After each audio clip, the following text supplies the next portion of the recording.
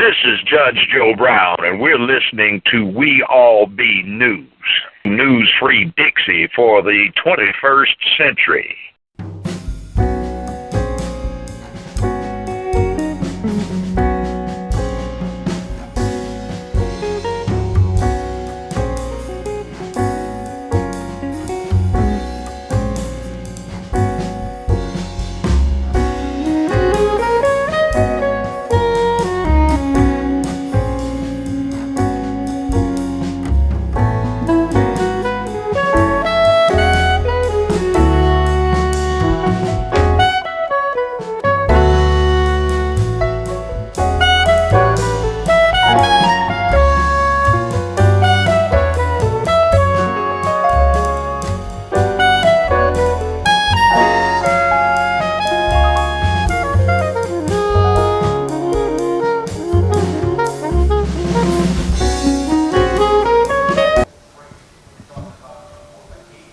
So We All Be is honored to have on two pioneers. His brother CalvIN JarREtt, Master Tailor extraordinaire. His brother Craig Hodges, three-point wizard magician extraordinaire.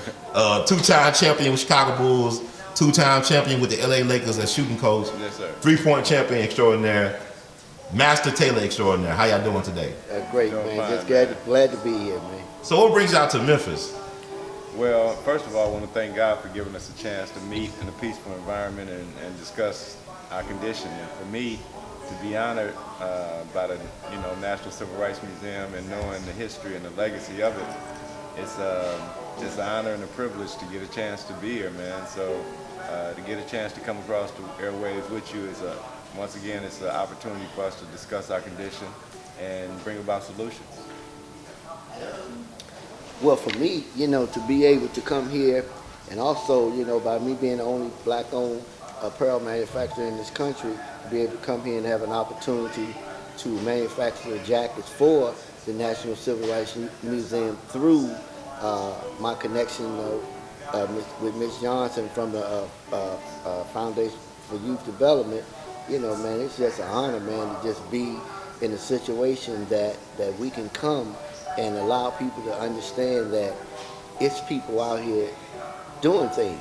We just have to connect with each other, man, and do things like this all over the country, man, and just allow people to understand that we can do anything we want to do. We just got to step out, man, and just make it happen. Exactly. Why do y'all think black folks feel like some black people feel that no black people ain't doing anything to help, I think we're not on, we're not CNN, we're not NBC, you know what I'm saying? We're not the major news outlets. And so many times, it's like we were talking about earlier, that the brainwashing that has gone on with our people from the standpoint of chasing dollars, being on the mad treadmill of Western civilization, thinking that we're going to reach and get through that glass ceiling and all of the above. And I think it's one of those things that we haven't stopped to look at the lessons that were left by elders that really understood where we needed to go. And I think that's one of the things that why assassination was so prevalent in the mission of this nation, and as far as taking out our leadership at a critical point in our development as a people. And I think that in itself led to where we are today. And as far as being, out here almost whimsical in our movements, and as opposed to being focused and organized and making sure that we build a vehicle big enough for all of our people to buy into and to be a part of. Well, from the standpoint of my understanding, from the manufacturing standpoint, from where I come from, I just know that it's an atrocity for our people to be in the conditions that we in, when I understand that apparel manufacturing is the biggest business in America. And the reason why they took the apparel manufacturing out of America, because it would employ our people, because it's a manual labor process, and they can't have a robot do it. So it had to come through a human being, and that's what we did.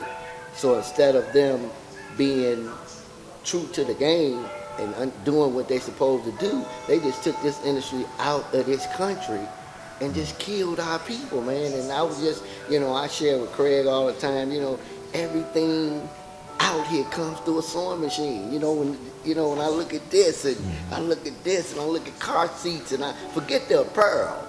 And I'm like, come on, man. Why, just be truthful and just say, man, y'all just don't care about us no more, man. Y'all on a personal mission. And that's why I fight with Nike and Adidas. I'm going at the giants because it just ain't no way, man, that our people should be in the condition that we in, man. And I'm going to keep on fighting, until the end, because I know it's just simple for them to just bring apparel manufacturing back to this country, man, and our people ain't gonna be killing each other. It's just it's just sad, man, to see what myself and Craig, understand about this whole process, and just to know, man, it's just a real simple process, man, and that's what bothers me, man, to keep me fighting, because I know I got to pass this down to my children, because no matter what me and Craig do, we make 100 million, 200 million, no matter what. At some point, our children and grandchildren gonna run into the same problem. Yeah, I want to touch on that a little bit about you doing manufacturing in America. Like, you're the only African American owned manufacturing business in America, correct? Apparel. Yeah. Would it be cheaper and more profitable for you to do it overseas? No, I can do a jacket cheaper here than they can do in China, because first of all, I'm in the same game they in. They get their fabric for 10 cents, I get my fabric for 10 cents, because I was taught by the guru of the apparel industry. And one thing about the Jews is this: once they bring you into their process, then their process is their process. And then the one thing about it, I'm better off than Nike, because if Nike go to a fabric manufacturer, he got to buy 10,000, 20,000, 30,000 yards. I can call and say, I need 1 yard. So I'm in a better position than they are. So that's why the process is simpler. And if it come from China, you don't know if you're going to get it, when you're going to get it. But if we doing it right here in America, you understand what I'm saying? The process is a simple, ain't no China can beat us. Now, China ain't even in the wholesale game now. China coming from their factory to you. Wow. You understand? So now they making it for 10 cents and selling to you for 200. Ain't no more middleman, because they own all the stores. Everything that comes from their factory go directly to their stores. So now they in a whole different ball game now. Exactly. I want to switch gears a little bit with Brother Hodges. I want to get your take on the Mizzou situation where the football players actually participated in that, because I know you got a history of activism as a scholar, athlete, and an activist. What's your take on that situation? I love it. They need to be applauded, and I think it's high time that we start to realize our power potential. And I think as young brothers and sisters, they realize the importance of what the athletes can mean to the process. And what I loved about it was everybody seemed to stay in their lanes as far as what they could bring to the table. Whether it was the young activists who were students, whether it was the young brother who did his hunger strike, or whether it was the athletes realizing that we put the icing on the cake when we say we're going to drop $1 million every weekend if we don't play. And as athletes, we got to realize that. And for me, I realized it from the standpoint that when you stop and you look at the civil rights budget and what Dr. King had to work with, and then you look at one of our athletes who's a $100 million athlete or entertainer, that's the entirety of the civil rights budget during the time of the movement. And to think of how much we got accomplished without those types of resources. Now, the resources that are coming to us are in fact divine inheritance, but we don't realize that this is our inheritance from the struggles of our ancestors. And we have to put that program in our minds. We have to program ourselves on the fact that we didn't come in this thing in a vacuum. It's an extension of generation to generation, and each generation has a responsibility to the sacrifices of our ancestors who paid the ultimate price for us to be able to sit here and talk about this. So us being at Dr. King's place for his last movement, to me, when I look at that in itself is inspiration for us to continue to do what we need to do as far as organizing a vehicle that our people can utilize to change our condition, man, and we can do it. It's not a matter of it being brain surgery. Like Calvin told you, one of the most educational chances for me was to get and talk to him about the apparel industry and the number of jobs that can be created through it. And I think that's the only way we can we can reach one person at a time. But I feel like the sense of urgency is such that it's got to be more than one person at a time. And it has to be a mass and a grassroots appeal. And I think that's the beauty of what CalvIN is doing. And I think that's the power of our connection together, is that we can go into places with young brothers and sisters and show them that this is viable. It's not just a pipe dream, it's something that we can do, but we gotta support one another, purchase from one another, and then recirculate this dollar more than one time in our community. Right. I want to ask y'all this, 'cause I think it's very interesting. Y'all brought business and economics and stuff like that. December 1st will mark the 60th anniversary of the Montgomery bus boycott. So that should be studied more often, because you had black folks boycotting for 381 straight days. Yeah. 381 straight days, right? Yeah. And it was like successful. I don't think it was Max Johnson. He was here a couple of years ago when he got the Freedom Awards, from the Freedom Award. And he did a talk. He said something very powerful that stayed with me for years later. He said that we got more black millionaires now, but in 1960, we had more black businesses.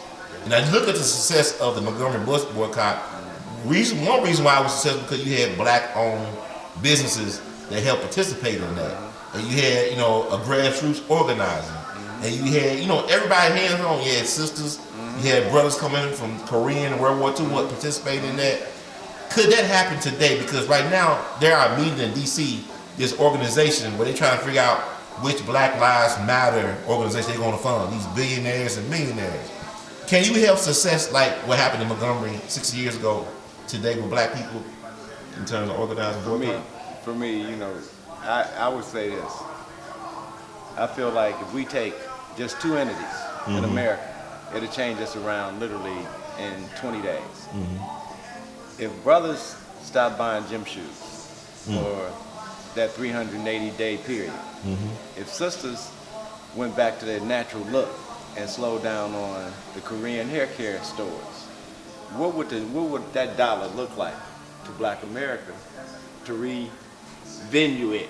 Right. You know what I'm saying? So those boycotts will work, but do we have the staying power? And one of the things I tell Calvin all the time, when you look at 1961, the part that I think sometimes we miss is that the oppression on all black people was coming from the same place. It was an institutional approach, and everybody felt it, whether you were Harry Belafonte or whether you was a bus driver, whether you were Jim Brown, Bill Russell. It didn't matter your scale of pay at that point in time, where now the distractions are so varied that we ain't feeling the heat all from the same place. Somebody's feeling the heat, they ain't getting the movement at the job. Somebody else is feeling the heat that, man, I knew I should have got that second contract. So it's so many different, and we such a diverse people that we're not catching our struggles from the same heat where we did during the 60s. I think the heat was coming from the same place, so it was somewhat easier for us to get together because everybody was feeling the pain. Now you got brothers with $100 million in the bank, they ain't feeling that heat the way we're feeling down on this level. You know what I'm saying? And my thing is that I just, from the standpoint of understanding where I am sitting from a manufacturer standpoint, and I know that we can create jobs on a level that they ain't never seen before, and meaningful jobs. I say all the time, when I go to the NBA, NFL, Major League Baseball, National Hockey League, I gotta challenge that process, because that's the process that's challenging our youth. When I was 16, I designed FedEx uniforms. FedEx colors is what they are because of me. Fred Smith know, because when I was working for the airline uniform department, FedEx coming to existence, they had no uniforms. So I told the owner, look, man, just take the United patch off of there, give them the FedEx, man, and you know what I'm saying? And then we'll reorder and remake So I understand from the top how to go out here and challenge America when it comes down to economics. And I gotta go. I can't worry about going to get the little business no more. I gotta go kick the doors down that's gonna get major press conference. You know, can you imagine young black men making the jerseys that LeBron James done wearing All-Star Weekend? That they wearing every night? Right. You understand? You think they gonna be out there fighting? Man, they trying to get to that TV to make sure that number is straight that they put on, that name is not crooked. And see, the problem with the stuff in China, the people in Chinese, they don't know who they making the jersey for. Right. They have no connection. So it's meaningless work. If we create meaningful work, when I did the Chicago public school system, I was the first black to ever come in there and just wreck that whole system, because athletic in Chicago is they'll buy a uniform before they buy a book. So when I came through there with my company, shut down the whole system, did every uniform in the school system, you see the joy that, man, we was helping people that ain't had a job, didn't know how to turn the sewing machine on, didn't know that they could sew a jacket. Right. And man, I saw that. And that showed me, man, look, I met this brother standing on post in front of the amphitheater as a FOI soldier. Wow. And walked up to him and said, brother, I know you. And that brother said, yeah, I'm Craig Hodges from the book. I said, man, I got to make you a jacket. Because my thing is, I got to work from the top. I got to go see Adam Silver. Because every time I look at the NBA, they got guys wearing pink uniforms. They got them wearing Mexican uniforms. Ain't no Mexicans in the NBA. They got them wearing Army uniforms.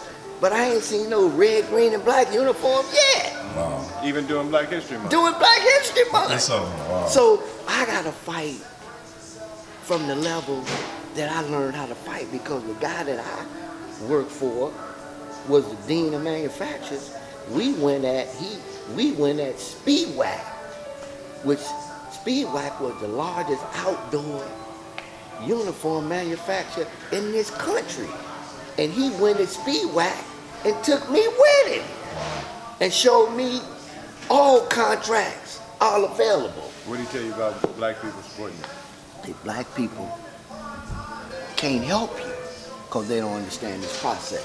Jesse Jackson, we walked in a bank, me and Craig, CEO of a black bank, took him a jacket that was made and a jacket that was cut out, that was gonna be made. And explained to him that this is the process of what we'll get. This is how this will look when it gets finished. We got Craig's NBA contract. We need Craig finna guarantee the money with his contract guaranteed. When we got through with the chairman of the bank, he said, well, where y'all get the jacket from? Who made the jacket? I said, Craig. Let's go, man. Let's go, man. Let's go, bro. Now we is the chairman because of Craig Hodges. He's a world champion. So we can get in any door. We can get in the door.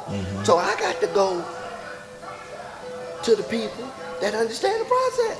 Because see, Nike ain't nothing but a distributor, man. Right. So when I look on the internet and see Nike gets the contract to do the NBA, WNBA, and the D League in 2017, that's 2015, man. You mean tell me you can't find nobody in America in 2 years? And I know it take me 5 minutes to make a jersey. Right. So I got a problem with that.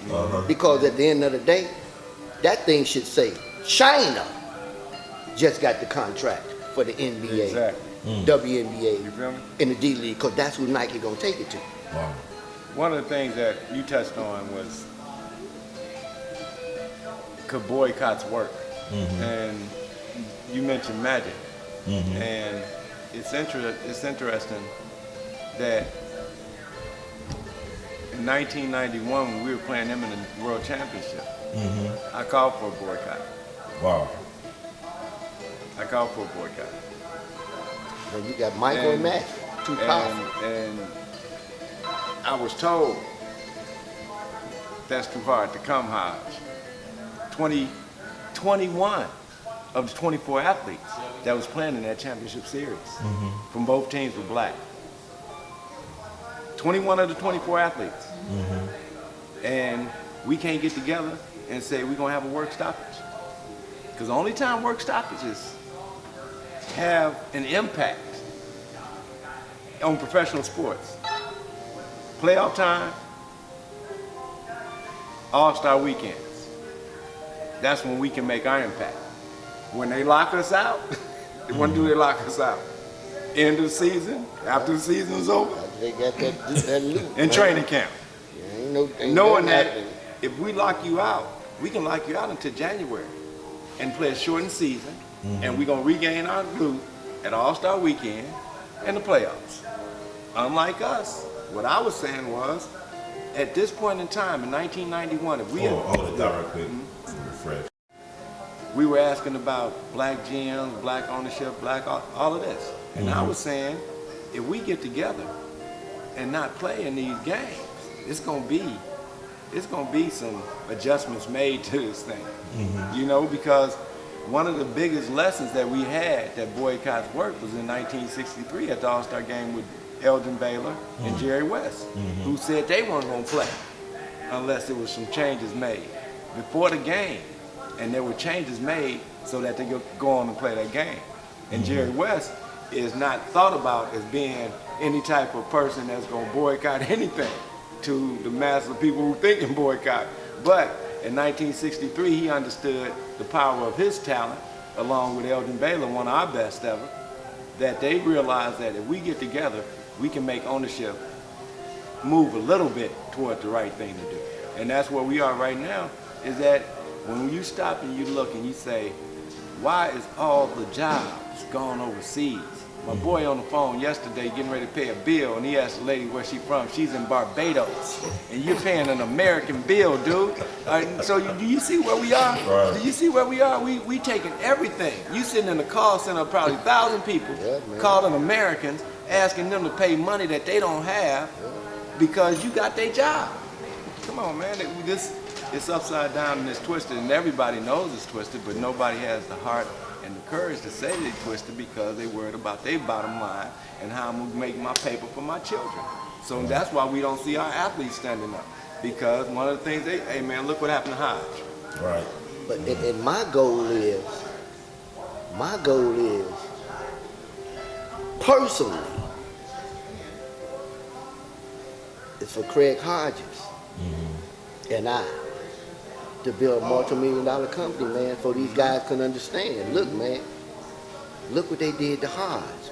But now, Hodges is the official manufacturer for the uniforms. Because they got to come, because at the end of the day, man, they ain't gonna challenge that. And see, boycotts work. So just to cock fists of saying, see, and I ain't got no problem. I have no problem going to All-Star weekend, boycotting until you bring jobs this way. And not only them. LeBron, I love you to death. Right. D-Rose, I love you to death. But how can we continue to have these separate foundations? Yeah, I'm doing my thing. I'm passing out turkeys. I'm done. Fine, man, that's cool. But when are we gonna get down to the nuts and bolts of this thing? We the only men on the face of the earth that allow people to kill our women and our babies. And we don't say. We don't move. We don't move. We don't move. Show me, excuse me, brother. Show me one other people on the face of the earth, one other men, one other nation of men that would allow such, that would allow a police officer to snatch a baby girl out of her chair at school. That would not happen during the movement in the 1960s. They weren't. Our babies weren't being murdered in the 1960s. You feel me? Emmett Till they got, but what happened when they got Emmett Till? We can't, all right, this is how we're gonna roll, let's roll like this thing. You know, even to the point where his mom said, you know what, let the world see this. And we need, as athletes, to say, let the world see this. Let the world see some of these backdoor meetings that are going on that are taking you away from our people.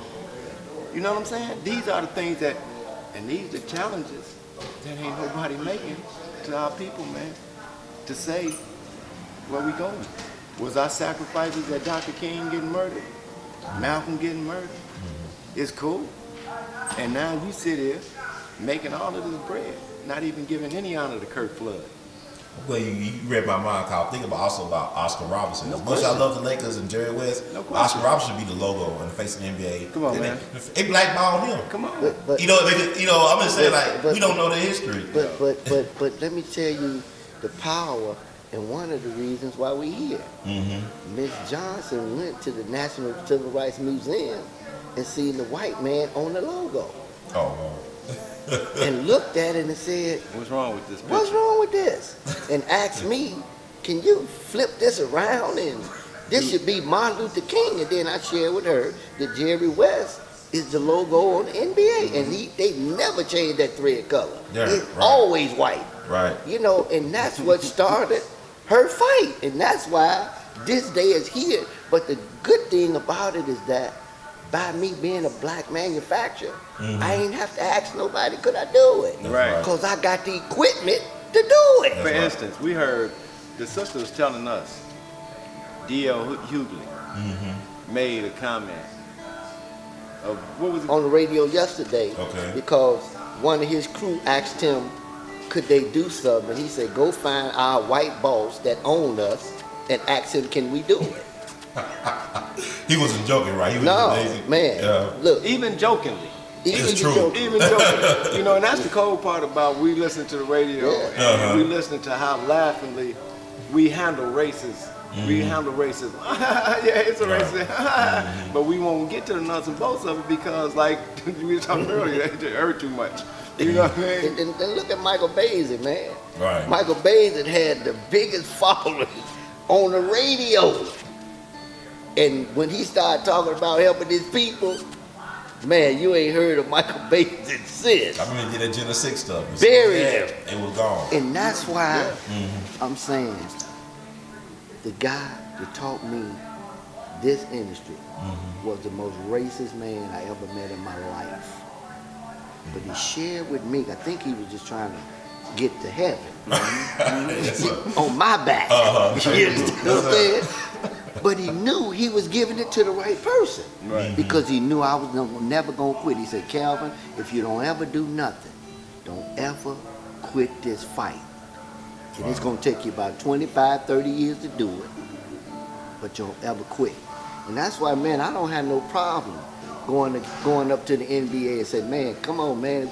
Somebody got to have a conversation with us That's right. about this. 'Cause You understand the Jewish psyche, though. Absolutely. I mean, Adam Silver, David Stern. I mean, you understand how it works. That's absolutely. why I think you're successful at dealing with the NBA and stuff like that. I can't stop, man. And then I got the letter from Jerry Reinsdorf from 1991 that said, I don't do this, but here go the address. So I'm taking that with us. Right. And Jerry calling shots. And I'm like, hey, man, come on, man. Right. And when I dropped that document on the table, say, come on, man, y'all got to do this. Then they going to call Phil Knight and all them, and we going to be sitting at the table. And Craig going to be sitting right there. Got you. Because we ain't playing, man. Not this time. Man, we own over 250 sewing machines. 3 shifts. That's 750 jobs, man. Wow. You feel me, man? So you employing black people. All over the country. That's what we doing. We teaching young people how to do this. How to make this suit I got on. How to make this. How to make the NBA uniform. I did curtains for 800 hospitals. Cubicle curtains. I'll do this for the Wyndham Hotel. Whatever. We can make anything happen that needs to happen, man. And now it ain't no games no more, man. Because when you go on the internet and look at them little kids in China, and I tell people all the time, the reason why our children, Nike was giving out uniforms in Chicago. I had 15 champions all over America because my uniforms came with the spirit. See, I had a sister, remember Nobi, used to anoint them boxes. We had champions all over the country. The reason why our communities is so messed up, because when you go to China and see them little kids making that stuff with them buckets on the side, with the barbed wires on the door, man, they mad as hell. So now all their energy is going into them clothes. What about Chicago situation? I mean, y'all Chicago Same guys. thing. I mean, what's going? Why they not listen to y'all? Why They man? listen to Oh, nah. Okay, inform me, school me. Yeah. Dr. King said, the racism in the South is sweltering. Yeah. But I have never Seen. seen. Go look at the movie. I have never seen racism like I felt when I came to the city of Chicago. Right. He said the people in Selma need to go to Chicago to learn how to hate. That little hate they doing in Selma. He said, go look at the movie. And he said people in Selma need to go to Chicago, learn how to hate. Because them people in Chicago, they hating on a whole nother level. Right. And it's still going on. So understand, we got to take this fight because the media, we got to take it to the people they listening to. Right. So they listening to the NBA. They listening to Sony. You understand what I'm saying? Sony, people don't understand. When you see a Rockaware and a De Leon and Fat Farm, man, all that stuff is owned by the record label. See, I'm in the industry. So I know Kel Wood owns all them labels. That's why you see them one week, next week they gone. FUBU, all that's owned by Sony, which is owned by Kel Wood, which is the #1 clothing manufacturer in America. That all of their stuff is made. See, I know the industry. You understand? So if Fat Farm is rolling, if Rush is rolling, why would it stop? So basically, Kanye West, he was telling the truth a little bit about how the fashion. Man, come on, all that stuff. When you do a nice record, you get a clothing line for about 6 months. You see, Hill figure rolling, Donna Karen, you don't see they stuff disappear. Man, if Rockaware was rolling like they were rolling, why you don't see no Rockaware no more? Because they didn't control it. They don't want you to see it no more. FUBU just disappeared. Wow. Man, we don't do our research, man. Because they control the whole process. I sit in the room, I can call the owner of Kel Wood right now. I go in their factory, Beyonce, Fat Farm, Baby Fat, FUBU. Come on, man. They playing games, but see, what my mentor taught me, you can win this game. Because now you know their language. See, they can't stop me. I'm so deep in the apparel industry now, man. They can't stop. My kids know it. This gonna happen. This gonna happen one way or the other. But I'm gonna march them right on through, and we gonna keep on rolling. And when we drop it off, they gonna have 200-300 million, and they gonna be able to roll with it. They ain't gotta go to no bank begging nobody. We gonna fight this thing. Because at the end of the day, you gotta understand, all major companies got a 10% set aside that they gotta deal with. They gotta deal with that. And we ain't going at that. We ain't going at that. Community Reinvestment Act for banks. They gotta do that. They got to So do now, when I get my 10, I'm taking the 90. Cause see, we don't. If you take a cup of coffee and drop a drop of cream in it, what's gonna happen? Gonna turn colors, man. So give me 10%. I'm taking the 90. Because once they put them commercials out there, the B is it, man, ball game over. Because they need to hear it from that level. And the players want to be here, man. Trust me on that one. Man, look, you don't want to be no $100 million slave, man. That's painful. Come on, man. Handcuff. You are who you are. And muzzle. You are who you are when you're by yourself. You can't tell me these young brothers, they network savvy. With every device that unknown to man. They got it all. They can afford it all. And during all of this PlayStation and everything else, you ain't running across no information pertaining to black folks. Get out of here, man. And that's These right brothers, there. they know. They know, just but scared, man. once again, and the game has changed. The game changed from athletes like Ali, Jim Brown, Bill Russell. You feel me? Right. Now it's our athletes are capitalists. We're capitalists. And my teammate helped start that. And let me ask you a question. I need you to look at this. Okay. Have you ever seen a white man do a commercial for a black company? No. I gotta think that long. No, I have not seen that. You understand what I'm saying? Yeah. I don't even know the Pat LaBelle pies. I don't know how much she really owned of that. You know what I'm saying? Look. I just asked you one question. No. Ever. No. And man, it used no, that's deeper. I never thought about it. It used to be a time where we wouldn't pitch nothing but high priced products. Man, they got athletes selling bubble gum now. Anything, and that's when you know. Now they don't even care no more, man. They just say, man, look, give him that chia pet, man. And just, so he got an endorsement. So he get an endorsement deal. You know, and now it's then got to the point where it's humiliating, man. When you see people like Kevin Durant doing a commercial, you know, that ain't got nothing to do with nothing, man. You know what I'm saying? Now it's just to the point now they just paying them to not compete, man. And see, they paying them not to be able to think, to start their own thing. Because I was telling Craig today, how can Oprah make Weight Watchers work but can't make her stuff work? She say OWN network was the worst thing she ever done in her life. But she can make Weight Watchers work, but she can't make OWN network work. Heavy duty. You understand what I'm saying? That's on the Discovery Act. IG Discovery really owns that, right? Yeah, so how can you make everybody else stuff work and everything you got going on and is failing? Then you think about it. MJ is MJ. Right. And he ain't getting no endorsements from nobody that's a CEO of a company wearing Air Jordans. That's true. You feel me? But you can have how many people on Branson for Virgin Air? He got everybody under the sun that might do a pitch for him. You know what I mean? That will do pitches because, for one, the intoxication of fame and fortune is such that this is addictive. That our athletes are entertained. You want that. So you want to be able to walk out here and you got your brand, but what is the brand for our people?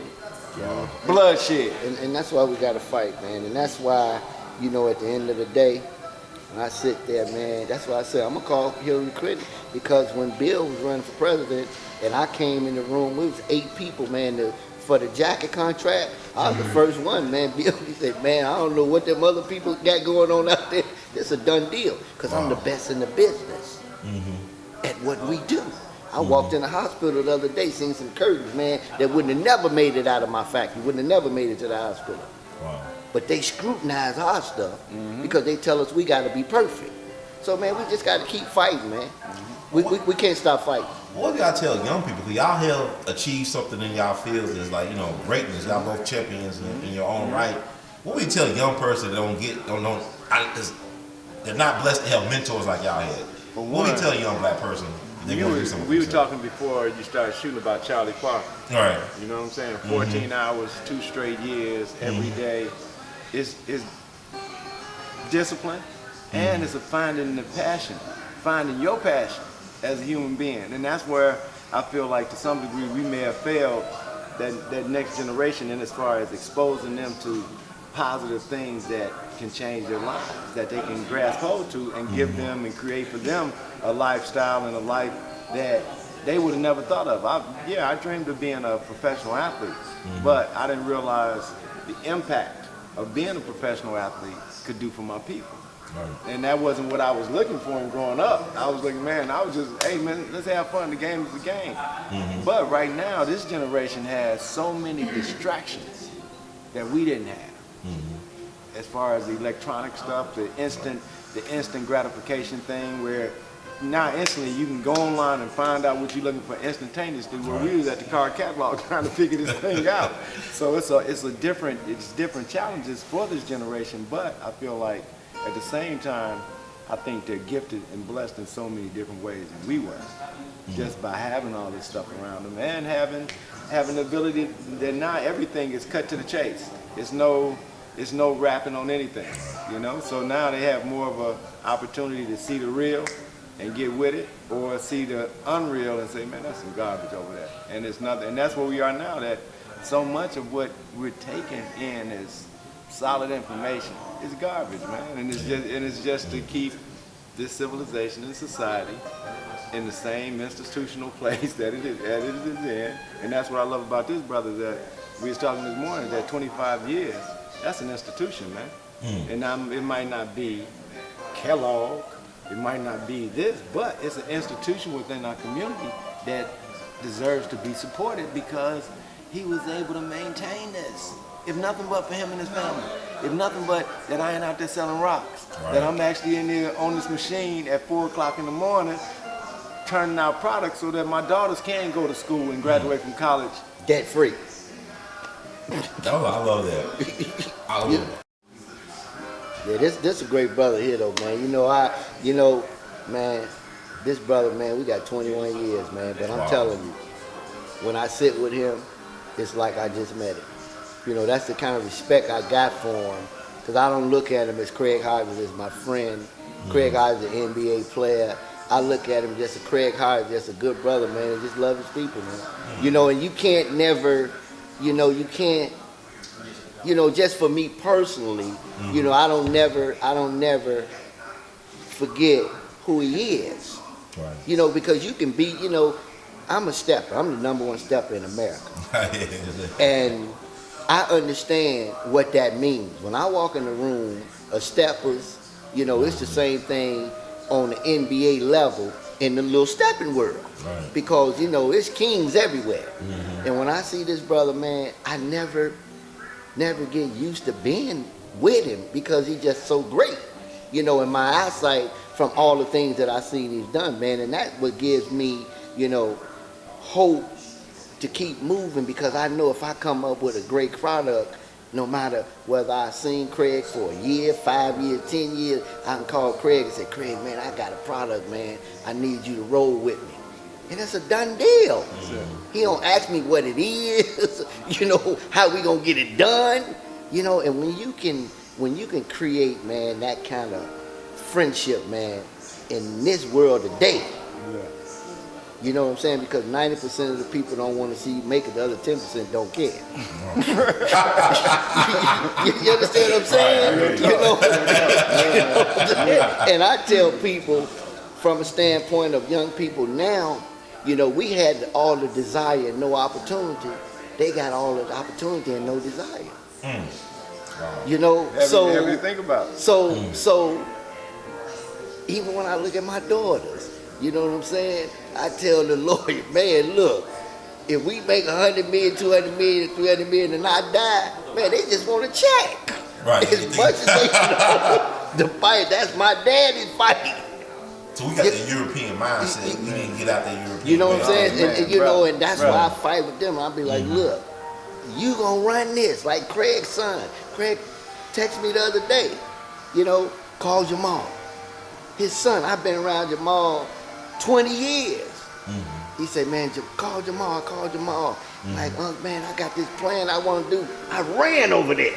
Man, I supposed to went to court downtown Chicago. What I do, Lord? I said, man, I called the lawyer, man, you got to put that thing back, man. Nephew just called me. That excitement. See, man, that meant something to me. Because I know now I got to pass this thing down. Because we got to give them a head start, though. We can't put them in we can't send them in the bank. Right. You know what I'm saying? We got to give them, we got to pass the plan with them and an envelope. You understand? Gotta have that start. And that's why I tell my people, my search now, man, whatever you got in your pocket, we got to have it, man. Give us $1. Because white folk begging every day. That's all the stock market is. Right. Every day. They begging, man. So they not too proud to beg. So we have turned our kids to corner beggars. They on the corner begging for some uniform. I give the card to give them the coat. Man, give your coach my card, man. Because I'm not finna give you no money to send to China. Right. I make uniforms. So, man, we gotta keep going, man. And with as long as we got a brother like Craig, and see, I know Derrick Rose, LeBron, them. I know, man, when they go home and shut that door, and look in that mirror. Man, them cats ain't happy, man. They seeing the pain of people. Man. Well, actually, I'm glad you brought up LeBron. I know a couple things about LeBron I think is interesting. Like, he's the closest we got to that legacy of the Jim Brown and Bill Russell. No question. I mean, like, he changed the length of his shorts. I want to talk about that. And also, made that move to Miami and it pissed off the white power structure in the NBA. Are we closer with LeBron, people like LeBron, getting our own league? I mean, like black players, well, and that's the controlling thing. their league or That's controlling their that's business? the part that if that move is to be made, it's going to have to be made in total.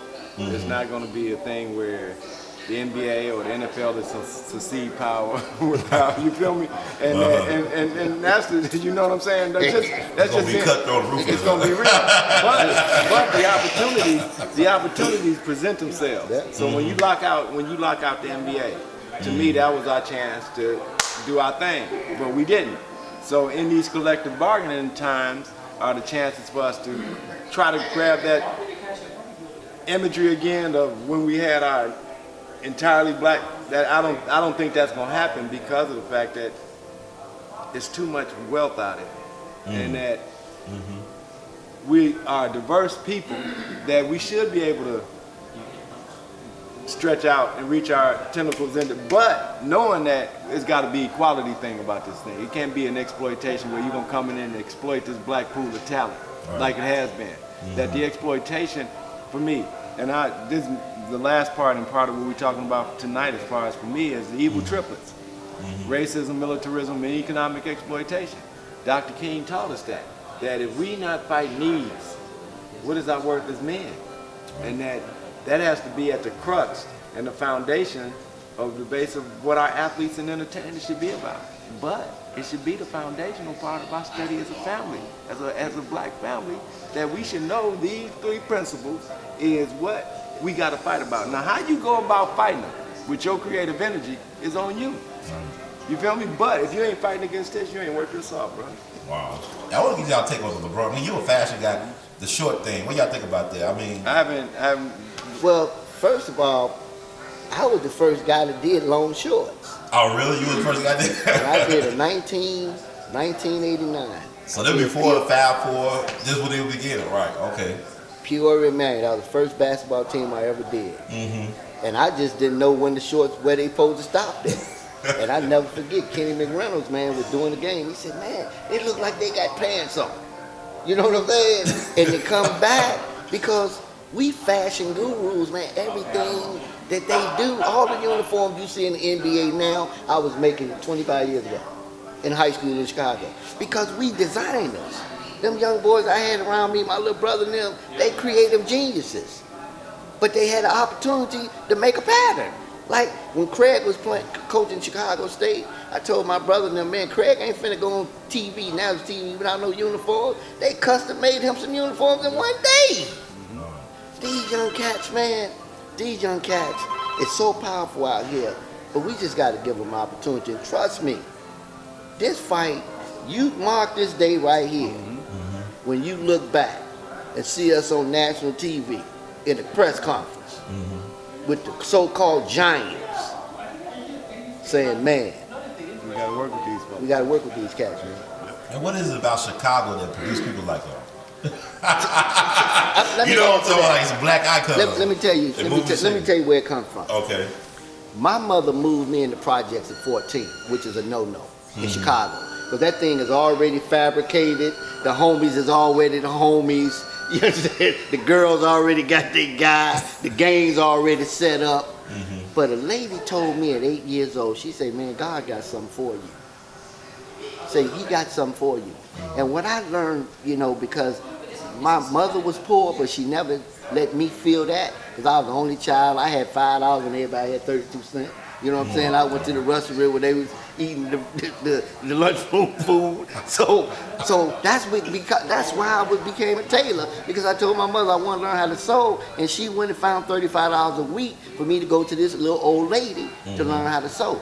But the point I'm making is, in Chicago, they know how to grind, man. I know them white folk right now that they say, man, we knocked down the project, they still here.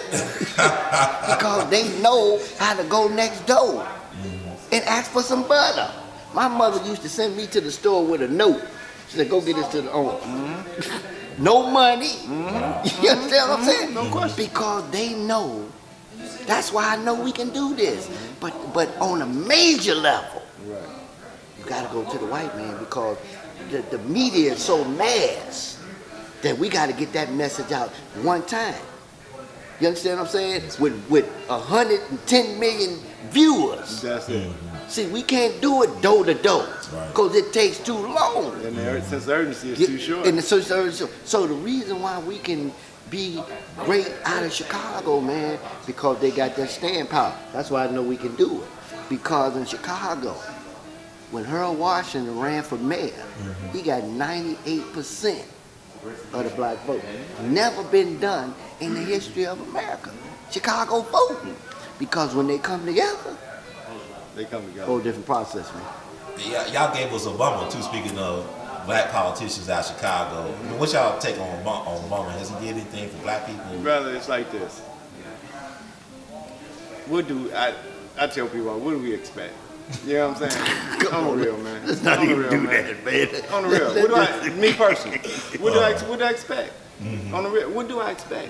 I don't expect it getting black power, of course. You know what I'm saying? Now be from that. He from that. He from Jeremiah Wright Church. He understands. So he understands it. So he was that. He was that when he was state senator. Right. When he was hollering at my family voting for him. You know, on a personal level. So I look at it as you only gonna be able to do what you want to do, and he's the CEO, just like the CEO of McDonald's. You the CEO of this United He was from States. Chicago too, bro, from Illinois. That's what black he was. Yeah. So it's one of those things where, for instance, this is what kills me though. You're a brother from Chicago, and we got that much killing going on, man. In your neighborhood. That's all I'm saying. In his neighborhood. When you ask me about President Obama, that's what comes to me.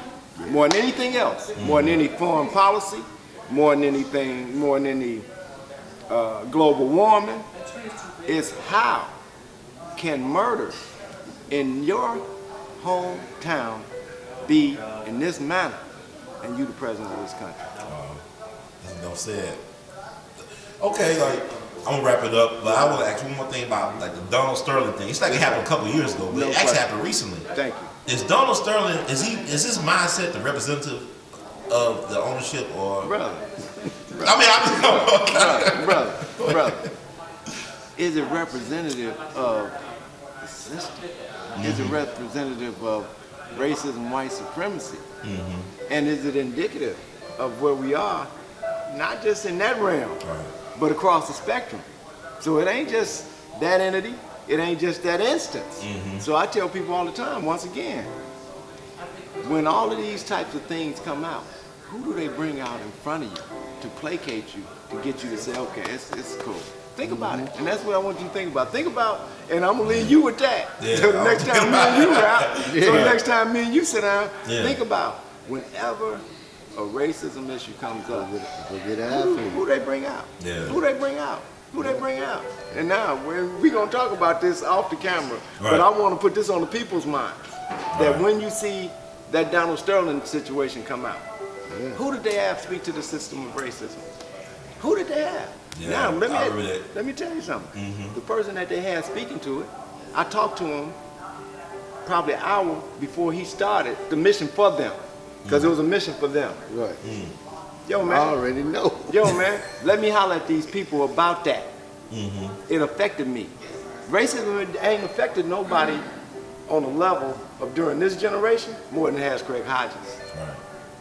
I'm talking about anywhere between 20 and 25 million that it affected me for speaking on behalf of my people. Now the same people that you trump up and you jog out in front of the camera, cowards.